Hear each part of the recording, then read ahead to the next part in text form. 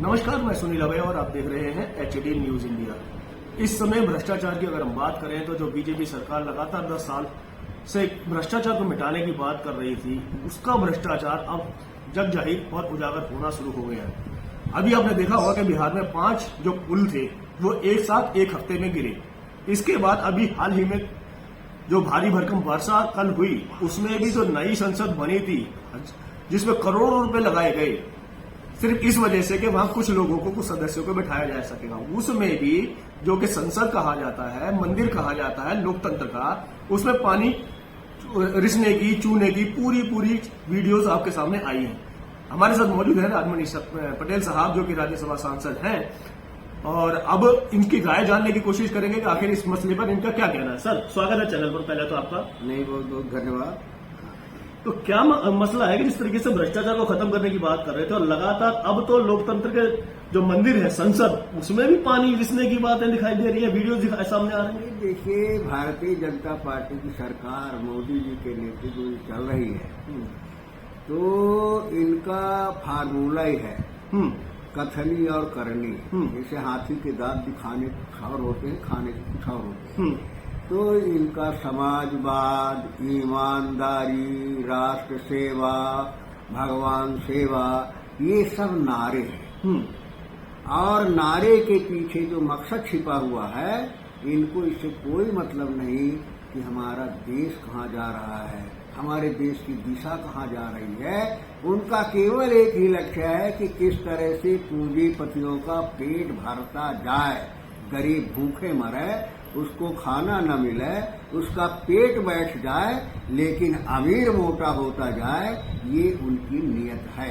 तो और जहाँ ये नियत होती है, वहाँ निश्चित रूप से भ्रष्टाचार को बढ़ावा मिलता है। तो आपका मानना ये है कि ये लोकतंत्र की सरकार नहीं है, पूंजीवादियों की सरकार है? ये लोकतंत्र की तो है ही नहीं है। ये पूंजी लोकतंत्र के माध्यम से जी चुनी गई और पूंजीपतियों के लिए काम करने वाली सरकार है। इसी वजह से इनका विश्वास ये है कि पूंजीवादी व्यवस्था के माध्यम से देश चलना चाहिए। इसी वजह से सारे भारत के संसाधनों में पूंजीपतियों को बेच रहे हैं, पूंजीपतियों के अधीन कर रहे हैं, ताकि सारे देश के संसाधनों में पूंजीपतियों का कब्जा हो जाए। और जिस दिन पूंजीपतियों का कब्जा हो जाएगा संसाधनों में, उस दिन इस देश का मालिक पूंजीपति बनेगा और इस देश की मेहनत करने वाली आवाम जो है वो गुलामी करे, मेहनत करे अगर रोटी चाहिए, और उसका कोई हक नहीं। तो अभी हाल ही में ये भी देखा जा रहा है कि जैसा कि रोजगार लोगों के पास नहीं है, शिक्षा को खत्म किया जा रहा है, बेरोजगारी दिनों दिन बढ़ती जा रही है।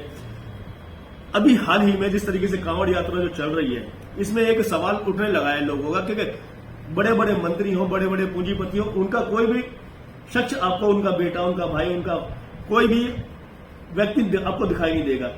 परंतु जहां पर जो निम्न वर्ग के लोग होते हैं, जो शिक्षा को अपना माध्यम चुनते हैं, शिक्षा के माध्यम से कुछ, उनको जो है ना एक अंधकार में डाला जा रहा है, ऐसा मानना है आपका?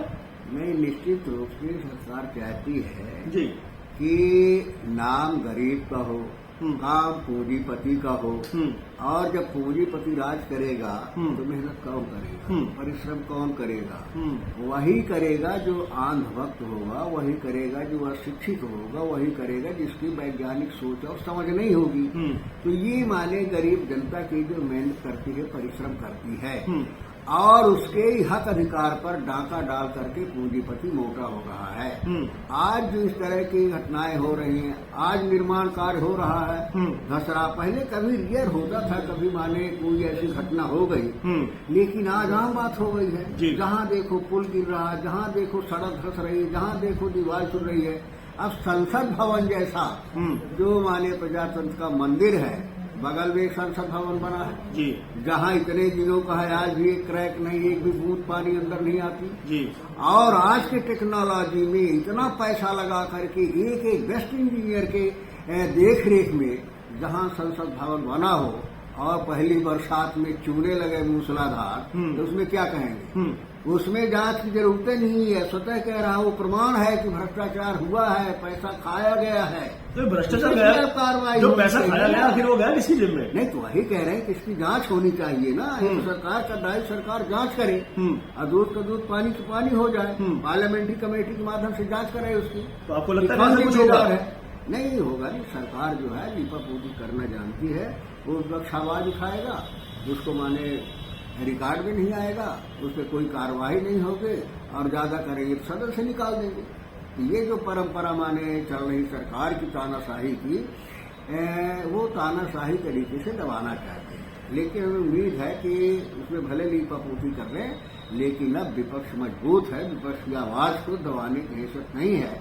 अब जो मोदी जी की तानाशाही थी, अब उनके व्यवहार और कार्य से झलकने लगी है, वो भी समझने लगे। तो आपको लगता है कि जिस तरीके से विपक्ष इस समय मजबूत दिखाई दे रहा है, तो सरकार कितने दिन चलने वाली है?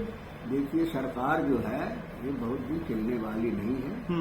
ये सब अलग अलग विचारधारा, सब लोग लगे हैं जो आज उनके साथ में है ना जी, वो अपने अपने उल्लू सीधा करने में लगे जी। बहुत प्रेम से उनके साथ में नहीं लगे, उनको समर्थन देने की भावना से नहीं लगे, अपने पर बजट में उनको दे दिया गया अलग। नहीं, तो भैया कह रहे हैं बजट ले लेंगे, स्पेशल पैकेज ले लेंगे, अपने यहाँ की समस्याएं हम करा लेंगे, फाइल इंक्लोज करवा लेंगे और उसके बाद ये सरकार विदाई होगी। तो कितना समय की में आप कह रहे हैं कि विदाई होने वाली है? अब लगभग 1 साल के अंदर अंदर। मतलब 1 साल से पहले सरकार गिर जाएगी, आपका क्या मानना है? बिल्कुल लगता है आपको, उम्मीद है? बिल्कुल बिल्कुल। कैसे कह सकते हैं आप?